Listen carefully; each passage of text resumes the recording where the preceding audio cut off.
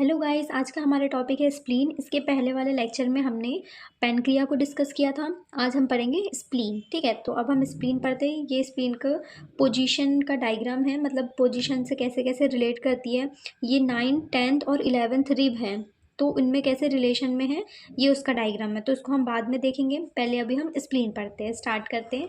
The spleen is a veg shape organ. अब veg shape organ है, इसका मतलब वेज शेप का मतलब होता है बकेट जो है, इन्वर्टेड बकेट। मतलब कि आपको दिख रही होगी ये इन्वर्टेड बकेट टाइप से।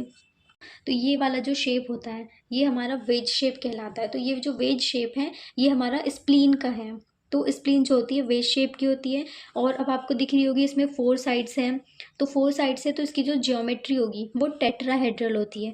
तो अब हम स्प्लीन की सिचुएशन देखेंगे। तो सिचुएशन देखने के से पहले जो हमने रीजंस पढ़े थे, एब्डोमेन के 9 रीजंस। ठीक है,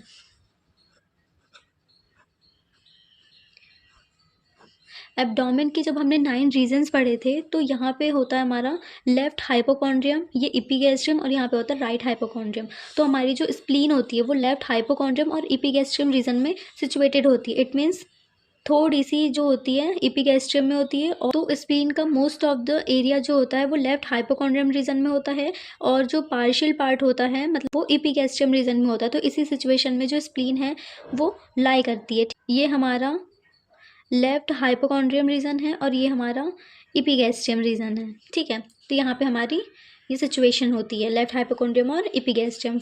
अब इसके फीचर्स देखें। स्प्लीन जो है ना वो एक सॉफ्ट ऑर्गन है, और सॉफ्ट है तो हाईली वेस्कुलर भी है। और इसका जो कलर होता है स्प्लीन का ये डार्क पर्पल कलर की होती है। ठीक है, फिर इसकी हम थिकनेस और वो चीज़ें देख लेते हैं। तो ये जो स्प्लीन है इसकी थिकनेस जो होती है ये 1 इंच की थिकनेस होती है। इसकी 1 इंच की थिकनेस है, इट मीन्स 2.5 सेंटीमीटर की है। इसकी ब्रॉडनेस अगर हम देखें तो ये 3 इंचज़ की ब्रॉडनेस होती है इसकी, मतलब कि 7.5 सेंटीमीटर। इसकी लेंथ देखें तो ये 12.5 सेंटीमीटर की होती है, मीन्स 5 इंचेस लॉन्ग होती है। फिर स्प्लीन का जो वेट होता है, इसका वेट होता है 7 आउंच। ठीक है, 7 आउंच इसका वेट होता है। और स्प्लीन जो है ये 9 से लेके 11 वर्टिब्रा तक के लाई करती है। तो इसकी एक ट्रिक है, 1 3 5 7 9 11, सारे 1 से लेकर के 11 तक के ऑड नंबर्स आ जाएंगे। 1 जो होती है उसकी थिकनेस होती है 1 इंच थिकनेस, ब्रॉडनेस उसकी 3 इंच होती है, लेंथ उसकी 5 इंच होती है, वेट उसका 7 आउंच होता है, और 9 से 11th रिब तक के वो रिलेट करती है। ठीक है, it's lie obliquely along long axis of 10th rib. तो क्या करती है जब ये 10th रिब में जाती है तो 10th रिब में क्या होती है, स्लाइटली ऑब्लिक हो जाती है स्प्लीन। ठीक है, स्लाइटली ऑब्लिक हो गई है स्प्लीन 10th रिब में जब जाती है। तो इसका जनरल इंट्रोडक्शन हुआ, स्प्लीन कैसी होती है, उसकी थिकनेस, ब्रॉडनेस, लेंथ कितनी है, शेप, सिचुएशन क्या है, स्ट्रक्चर क्या है। ठीक है, तो इसके जनरल फीचर्स हो गए। अब इसके एक्सटर्नल फीचर्स देखते हैं। तो एक्सटर्नल फीचर्स में हमारे पास में बहुत सारी चीज़ें आती है स्प्लीन को लेकर के। 2 एंड्स आते हैं, anterior and and posterior and. यहाँ पे दिखा रही, ये जो हमने जब पेनक्रिया पढ़ाया था तो मैंने पेनक्रिया ऐसी पढ़ाई थी, क्योंकि पेनक्रिया ऐसी रहती है, लेकिन जो स्प्लीन है वो ऐसी रहती है। ठीक है, मतलब ऐसी लाई करती है स्प्लीन। तो स्प्लीन का जो एंटीरियर एंड है ये सामने की तरफ दिख रहा है, तो ये इसका एंटीरियर एंड होता है, और ये जो पीछे है तो ये पोस्टीरियर एंड होगा। तो 2 एंड्स है, ये एंटीरियर एंड है और ये पोस्टीरियर एंड है। फिर 3 बॉर्डर्स है। तो ये जो नॉचेस वाली है ये सुपीरियर बॉर्डर है, ये जो नीचे वाली ये इन्फीरियर बॉर्डर है। ठीक है, सुपीरियर बॉर्डर, इन्फीरियर बॉर्डर, और ये जो बीच में जो है ये है इंटरमीडिएट बॉर्डर। फिर 2 सरफेसेस होते हैं, डायफ्रामेटिक सरफेस और विसरल सरफेस। तो जो अंदर वाला जो सरफेस है, ये जो सरफेस है ये विसरल सरफेस है, और ये जो बाहर वाला जो सरफेस है ये डायफ्रामेटिक सरफेस होता है। ठीक है, फिर 2 एंगल होते हैं, एंटेरो बेसल एंगल और पोस्टेरियो बेसल एंगल। तो ये सुपीरियर बॉर्डर और एंटीरियर एंगल के बीच का जो ये वाला जो एंगल है ये एंटेरो बेसल एंगल होता है। फिर इन्फीरियर बॉर्डर और एंटीरियर एंगल के बीच का जो एंगल होता है इसको बोलते हैं पोस्टेरो बेसल एंगल। ठीक है, और एक होता है हाइलम, और हाइलम एक ऐसा स्ट्रक्चर होता है जिससे बाहर की जो आर्टरी, वेसल्स या कोई भी चीज़ें जो है वो ऑर्गन के अंदर जा सके और ऑर्गन से बाहर आ सके। तो जैसे कि ये स्प्लेनिक आर्टरी है, तो स्प्लेनिक आर्टरी को अगर स्प्लीन के अंदर जाना है तो वो हाइलम के थ्रू ही स्प्लीन के हर एक पार्ट में सप्लाई प्रोवाइड करवाएगी। ठीक है, तो ये हाइलम होता है। तो ये जनरल चीज़ें थी, अब इसको डिटेल में देख लेते हैं। ठीक है, तो 2 एंड्स की बात की थी मैंने, एंटीरियर एंड और पोस्टीरियर एंड। तो ये जो एंटीरियर एंड होता है ये एक्सपांड होता है, और ये क्या होता है अब इधर के साइड में, तो ये लेटरल साइड में हो जाता है। तो एंटीरियर एंड जो है ये एक्सपांड है और लेटरल एंड में है। फिर ये जो पोस्टीरियर एंड है, आपको दिख रहा होगा कि ये पूरा राउंड राउंड सा है, तो पोस्टीरियर एंड राउंडेड होता है, और ये मीडियल साइड में, तो ये मीडियल एंड बनाता है, ठीक है। फिर 3 बॉर्डर्स देखें, तो जो सुपीरियर बॉर्डर है, सुपीरियर बॉर्डर में आपको पोस्टीरियर साइड में तो स्मूथ है, लेकिन जब वो एंटीरियर की तरफ आ रही है तो उसमें कुछ नॉचेस प्रेजेंट है। तो जो सुपीरियर बॉर्डर है उसमें नॉचेस प्रेजेंट होती है एंटीरियर एंड के पास में। फिर जो इन्फीरियर बॉर्डर है, तो ये जो इन्फीरियर बॉर्डर है ये पूरी स्मूथ है, राउंडेड है, तो ये राउंडेड ही होती है। फिर इंटरमीडिएट बॉर्डर की अगर बात करें तो ये भी राउंडेड होती है, पर ये बीच में होती है, ठीक है। तो ये होगी 3 बॉर्डर। अब सर्फेसेस देखें, तो पहला डायफ्रामेटिक सरफेस। तो डायफ्रामेटिक सरफेस जो है ये कॉन्वेक्स है और स्मूथ है, ठीक है, कॉन्वेक्स है एंड स्मूथ है। और जो विसरल सरफेस है ये कॉनकेव है और इर्रेगुलर सा है ना। अब ये आपको पूरा स्मूथ दिख रहा है, लेकिन ये इर्रेगुलर सा है, क्योंकि इर्रेगुलर इसलिए है क्योंकि यहाँ पे गैस्ट्रिक इम्प्रेशन है, रीलर इम्प्रेशन है, कोलिक इम्प्रेशन है, पेनक्रियाटिक इम्प्रेशन है, ठीक है। बहुत सारे इम्प्रेशंस जो है इसमें विसरल सरफेस में प्रेजेंट है। जब हम रिलेशंस पढ़ेंगे तब हम विसरल सरफेस के इम्प्रेशंस को डिस्कस करेंगे। सरफेस हो गया, उसके बाद में 2 एंगल हैं, एंटेरोबेसल और पोस्टेरोबेसल। जैसे कि बताया था कि सुपीरियर बॉर्डर और एंटीरियर एंड का जो जंक्शन है वो होता है एंटेरोबेसल एंगल। फिर इन्फीरियर बॉर्डर और एंटीरियर एंड का जो जंक्शन है वो होता है पोस्टेरोबेसल एंगल, ठीक है। फिर है हाइलम। तो हाइलम जो है ये सुपीरियर बॉर्डर और इंटरमीडिएट बॉर्डर के बीच में प्रेजेंट होता है हाइलम, और हाइलम से सारे स्ट्रक्चर जो है वो पास होते हैं और आउट भी होते हैं, ठीक है। तो ये हाइलम हो गया, तो ये एक्सटर्नल फीचर्स हो गए इसके। अब रिलेशंस पढ़ेंगे, तो रिलेशंस में पहला हम पढ़ेंगे पेरिटोनियन रिलेशन, उसके बाद में हम पढ़ेंगे विसरल रिलेशन, ठीक है। तो पेरिटोनियम रिलेशन अगर हम पढ़ रहे हैं तो पेरिटोनियम रिलेशन में ये आउटर वाले रिलेशन होते हैं, जैसे कि ये ऑर्गन है तो उसके आउटर में क्या क्या रिलेशन है वो पेरिटोनियम रिलेशन कहलाएंगे। तो यहाँ पे हमारे पास में 3 लिगामेंट्स हैं, गैस्ट्रोस्प्लेनिक लिगामेंट, लीनोरीनल लिगामेंट और फ्रेनिकोकोलिक लिगामेंट। तो पहले हम पढ़ते हैं गैस्ट्रोस्प्लेनिक लिगामेंट। जो गैस्ट्रोस्प्लेनिक लिगामेंट होता है यहाँ पे स्टमक होता है, ठीक है। स्टमक का ग्रेटर कर्वेचर होता है जो कि स्प्लीन के कांटेक्ट में रहता है। तो यहाँ पे ग्रेटर कर्वेचर ऑफ स्टमक से हाइलम ऑफ द स्प्लीन तक के का एक जो लिगामेंट होता है उसी को हम कहते हैं गैस्ट्रोस्प्लेनिक लिगामेंट। ये जो लिगामेंट है इसके साथ में short gastric vessels and associated lymphatics and sympathetic nerves, ये सारी चीज़ें भी कंटेन होती है, ठीक है। तो ये गैस्ट्रोस्प्लेनिक लिगामेंट होता है जो कि स्टमक को स्प्लीन से कनेक्ट करने का काम करता है। दूसरा लिगामेंट है हमारे पास में लीनोरीनल लिगामेंट। तो ये जो लीनोरीनल लिगामेंट है तो यहाँ पे किडनी प्रेजेंट होती है, तो लेफ्ट किडनी होती है, लेफ्ट किडनी के एंटीरियर सरफेस से हाइलम ऑफ द स्प्लीन में एक और लिगामेंट होता है जिसको हम कहते हैं लीनोरीनल लिगामेंट, ठीक है। तो यहाँ पे क्या कंटेंट होता है, टेल ऑफ द पेनक्रिया, और टेल ऑफ द पेनक्रिया में ही स्प्लेनिक वेसल्स हैं, एसोसिएटेड पेनक्रिएटो स्प्लेनिक लिम्फ नोड्स हैं, लिम्फेटिक्स हैं एंड सिंपैथेटिक नर्व्स हैं। तो ये लीनोरीनल लिगामेंट के कंटेंट हो। ये जो 2 लिगामेंट होते हैं गैस्ट्रोस्प्लेनिक और लीनोरीनल, ये दोनों लिगामेंट जो है ये ट्रू लिगामेंट्स होते हैं।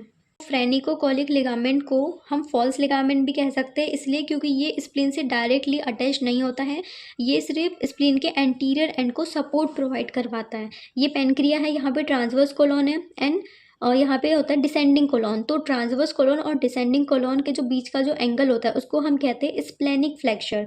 तो स्प्लेनिक फ्लेक्सर जो है वो यहाँ पे डायफ्राम होता है, डायफ्राम और स्प्लेनिक फ्लेक्सर के लिगामेंट होता है वो होता है फ्रेनिकोकोलिक लिगामेंट, क्योंकि जो फ्रेनिक होता है वो डायफ्राम को हम फ्रेनिक कहते हैं और कोलिक ये कोलॉन है इसलिए हम उसको कोलिक कहेंगे। तो फ्रेनिकोकोलिक लिगामेंट जो है वो स्प्लीन को एंटीरियर एंड से सपोर्ट प्रोवाइड करवाता है, इसलिए इसे हम फॉल्स कहते हैं क्योंकि वो स्प्लीन से डायरेक्टली अटैच नहीं होता है, ठीक है। तो आई विश कि आपको ये जो पेरिटोनियम रिलेशंस है इसके जो तीनों लिगामेंट्स हैं ये आपको समझ में आ गए होंगे। अब हम पढ़ते हैं विसरल रिलेशन, और ये बहुत ज़्यादा इंपॉर्टेंट है विसरल रिलेशन। तो आपको मैं जो जो चीज़ें बता रही हूँ वो आपको अच्छे से समझनी है विथ डायग्राम, इसलिए मैंने ये मॉडल लेके आया ताकि आपको यहाँ पे एग्जैक्ट पता चले कि कहाँ क्या चीज़ हो रही है, ठीक है।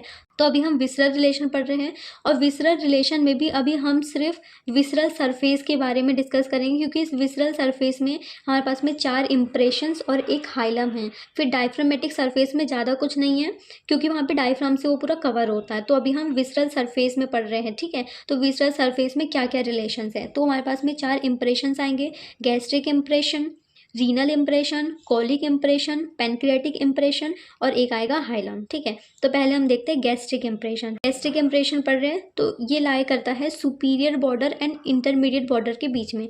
ये सुपीरियर बॉर्डर है और ये इंटरमीडिएट बॉर्डर है, और उसके बीच का जो ये इम्प्रेशन है यही होता है गैस्ट्रिक इम्प्रेशन। अब ये कैसे होता है, जो फंडस ऑफ द स्टमक है वो टच करता है। फंडस ऑफ स्टमक ये स्प्लीन के सुपीरियर बॉर्डर और इंटरमीडिएट बॉर्डर के बीच में एक इम्प्रेशन छोड़ता है, और ये जो इम्प्रेशन है ये लार्जेस्ट इम्प्रेशन होता है स्प्लीन का, और ये इसकी जो कॉन्केविटी होती है वो कॉन्केव इम्प्रेशन की होती है। ठीक है, तो ये लार्जेस्ट इम्प्रेशन होता है स्प्लीन का। आपको दिख भी रहा होगा कि यहाँ पे उतने इम्प्रेशन नहीं पड़ेंगे, वाला जो इम्प्रेशन है ये बहुत डीप है, तो बाकी सारे सेलो इम्प्रेशंस हैं, तो ये लार्जेस्ट इम्प्रेशन होता है। उसके बाद में सेकेंड है रीनल इम्प्रेशन। तो ये जो रीनल इम्प्रेशन है ये लाई करता है इन्फीरियर एंड इंटरमीडिएट बॉर्डर के बीच में। तो ये इन्फीरियर बॉर्डर और इंटरमीडिएट बॉर्डर के बीच में यहाँ पे रीनल इम्प्रेशन होता है, यहाँ पे लेफ्ट किडनी का इम्प्रेशन होता है। ठीक है, फिर थर्ड इम्प्रेशन है हमारे पास में कॉलिक इम्प्रेशन।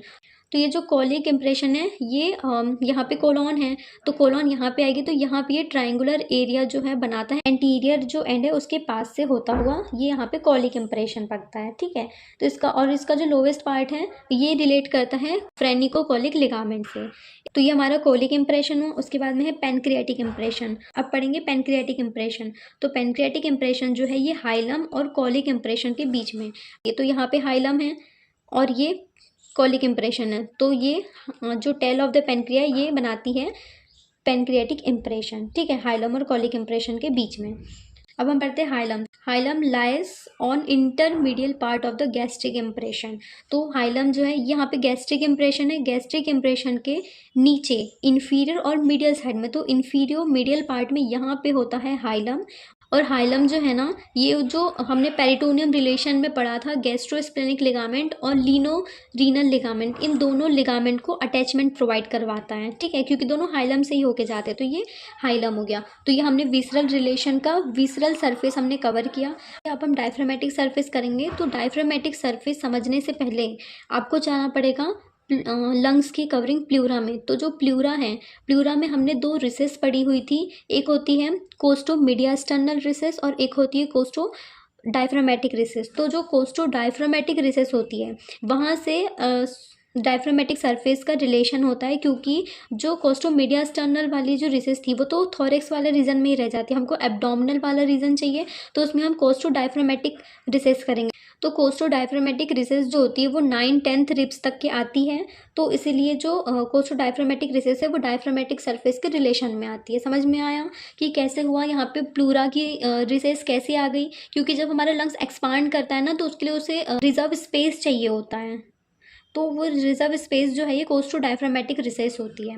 ठीक है, तो ये हमारे स्प्लीन कंप्लीट हो गया है। अब इसकी हम एट्रियल सप्लाई, वेनस ड्रेनेज देख लेते हैं। तो स्प्लीन की जो एट्रियल सप्लाई है वो होती है सीलियक ट्रंक की स्प्लेनिक आर्टरी। ठीक है, सीलियक ट्रंक की स्प्लेनिक आर्टरी जो कि स्प्लीन को देती है। वेनस ड्रेनेज में स्प्लेनिक वेन आ जाएगी। लिम्फेटिक ड्रेनेज में पेनक्रिएटो स्प्लेनिक लिम्फ नोड आएंगे। जब हमने यहाँ पे पढ़ा था तो देखा था हमने कि यहाँ पे पेनक्रिएटो स्प्लेनिक लिम्फ नोड्स प्रेजेंट हैं। ठीक है, तो वो वाले स्प्लीन के लिम्फ नोड्स हो जाते हैं। नर्व सप्लाई देखेंगे तो sympathetic fibre are derived from the colic flexure. तो कॉलिक फ्लेक्सर से जो सिंपैथेटिक फाइबर्स हैं वो नर्व सप्लाई में आ जाएंगे। ठीक है, अब हमें इसका फंक्शन देखना है और क्लिनिकल एनाटॉमी देखनी है। So function of the spleen, main functions की अगर हम बात करें स्प्लीन के, तो पहला है हमारे पास में फैगोसाइटोसिस। अब फैगोसाइटोसिस क्यों है, क्योंकि फैगोसाइटोसिस मतलब कि जो हमारी जो ओल्ड आरबीसीज होती है, या हम स्प्लीन को ग्रेवयार्ड ऑफ आरबीसी भी बोलते हैं ना, क्योंकि जो हमारी सेनिसाइल आरबीसीज होती है उसको फैगोसाइटोसिस करती है स्प्लीन। उसके बाद में हीमोपोइसिस हमारे ब्लड का फॉर्मेशन भी करती है, इंपॉर्टेंट हीमोपोइटिक ऑर्गन होता है फीटल लाइफ में, तो इसे हीमोपोइसिस भी इसका फंक्शन हो जाता है। फिर इम्यून रिस्पॉन्स, तो इम्यून रिस्पॉन्स में क्या, जो एंटीजेनिक स्टिमुलेशंस होते हैं उसको लिम्फोपोइसिस सेलुलर रिस्पॉन्स में इंक्रीज कर देती है, प्लाज्मा सेल्स ह्यूमोरल रिस्पॉन्स के लिए, तो ये हमारा इम्यून रिस्पॉन्स भी में भी फंक्शन करती है। स्टोरेज ऑफ आरबीसी, तो आरबीसी का भी स्टोर स्प्लीन करती है। तो फंक्शन ऑफ द स्प्लीन के 4 मेन पॉइंट्स देख लिए। अब हम देखेंगे क्लिनिकल एनाटॉमी ऑफ स्प्लीन। तो पाल्पेशन ऑफ द स्प्लीन, देखो जब कोई नॉर्मल स्प्लीन है, नॉर्मल पर्सन है, तो स्प्लीन जो है ना वो पाल्पेबल नहीं होती है, लेकिन अगर अपने साइज से डबल अगर स्प्लीन हो गई है तो फिर हम उस स्प्लीन में पाल्पेशन कर सकते हैं, ठीक है। फिर एक होती है स्प्लीनोमेगैली। स्प्लीनोमेगैली में भी जो स्प्लीन होती है ये बहुत ज़्यादा इनलार्ज हो जाती है, बहुत इसका साइज़ जो है इंक्रीज़ हो जाता है। और जो स्प्लीन है ये लेफ्ट साइड में होती है, तो ये जब इनलार्ज होती है तो ये राइट साइड में आती है, राइट इलियक फोसा की तरफ आने लगती है जब स्प्लीनोमेगैली हो जाती है तो। और फिर एक्सट्रीम पेन होता है। जब पहले मैंने पढ़ाया था तो आपको याद होगा मैंने एक मैकबर्ने पॉइंट बताया था, जो कि राइट इलियक फोसा से मतलब इनग्वाइनल कैनाल से राइट इलियक फोसा के बीच में एक मैकबर्ने पॉइंट होता है, मतलब कि लेटरल 1/3। मैं आपको बना के दिखा दी। ये इनग्वाइनल कैनाल है और ये इधर साइड में इलियक फोसा है, तो यहाँ से लेटरल 1/3 ये वाला जंक्शन और मिडिल 2/3, तो ये जो जंक्शन है ये होता है MC बर्ने पॉइंट। MC बनने मतलब कि ये जो पॉइंट है ये मैकबर्ने पॉइंट होता है। जब स्पिनोमेगैली हो जाती है और वो राइट इलियक फोसा की तरफ में बढ़ती हैं तो यहाँ पे एक्सट्रीम पेन होता है, टेंडरनेस आ जाती है, और इसको फिर ये जो पॉइंट होता है ये मैकबर्ने पॉइंट होता है। तो आपको याद रखना है कि जब स्पिनोमेगैली होगी तो मैकबर्ने पॉइंट में भी एक्सट्रीम पेन होगा, टेंडरनेस आ जाएगी। फिर एक है स्प्लीनेक्टोमी, तो सर्जिकल रिमूवल ऑफ स्प्लीन, ये स्प्लीनेक्टोमी कहलाता है। फिर एक ये तो पूरा सर्जिकल रिमूवल ही है स्प्लीन का। फिर एक होता है पार्शियल स्प्लेनेक्टोमी, तो स्प्लेनिक आर्टरी हमने देखी थी, स्प्लेनिक आर्टरी का कोई एक सेगमेंट अगर हम इस सेगमेंट को रिमूव कर दे तो वो होती है हमारी पार्शियल स्प्लेनेक्टोमी। फिर जो स्प्लेनिक पेन अगर हम देखें तो लेफ्ट शोल्डर पे भी हमारे स्प्लीन का जो पेन है वो रिफर्ड हो जाता है, ठीक है। तो ये हमारी स्प्लीन हो गई। सो अब इसका आयुर्वेदिक कुछ पोर्शन है। तो आयुर्वेदिक एक्सपेक्ट अगर हम देखें तो प्लीहा को रक्ताशय भी कहते हैं, मतलब कि ग्रेवियार्ड ऑफ RBC है तो प्लीहा को हम जो है रक्ताशय भी बोलेंगे, मीन्स ब्लड रिलेटेड टर्म है रक्ताशय इन आयुर्वेदा में। तो प्लीहा को रक्तवह स्रोतस का मूल स्थान माना है। जब हम रचना शारीर पढ़ेंगे ना उसमें स्त्रोतस है, चरक के अनुसार 13 स्त्रोतस होते हैं, सुश्रुत के अनुसार 11 योगवाही स्त्रोतस होते हैं, तो उसमें से एक होता है रक्तवह स्त्रोतस। तो ये जो रक्तवह स्त्रोतस है उसका मूल स्थान होता है प्लीहा। यकृत और प्लीहा दोनों होता है, तो यकृत अभी हम इसके बाद में पढ़ेंगे, यकृत मीन्स लीवर, तो स्प्लीन के बाद में हम लीवर पढ़ने वाले, तो उसमें भी ये आएगा कि रक्तवह स्त्रोतस का मूल स्थान है यकृत और प्लीहा, ठीक है। तो प्लीहा जो है ये रक्तवाह का मूल स्थान है। फिर प्लीहा हृदय के वाम और अधः प्रदेश में स्थित है, मतलब कि जो स्प्लीन है वो हार्ट के नीचे मतलब लेफ्ट साइड में प्रेजेंट है और नीचे प्रेजेंट है। अधः मतलब नीचे, वाम मतलब कि लेफ्ट, तो लेफ्ट साइड में एंड नीचे की तरफ प्रेजेंट होती है हार्ट के, ठीक है। गर्भ में यकृत और प्लीहा रक्त से निर्माण होते हैं। जो फीटल लाइफ होती है, फीटल लाइफ में जो लीवर है और स्प्लीन है ये दोनों ही ब्लड से फॉर्मेशन होता है इनका इन फीटल लाइफ में, ठीक है। तो ये हमारा आयुर्वेदिक एस्पेक्ट ऑफ स्प्लीन हो गया, क्लिनिकल एनाटॉमी होगी, फंक्शन हो गए, एक्सटर्नल फीचर्स हो गए, रिलेशंस हो गए। सो आई विश कि आपको समझ में आया होगा। So thank you for watching.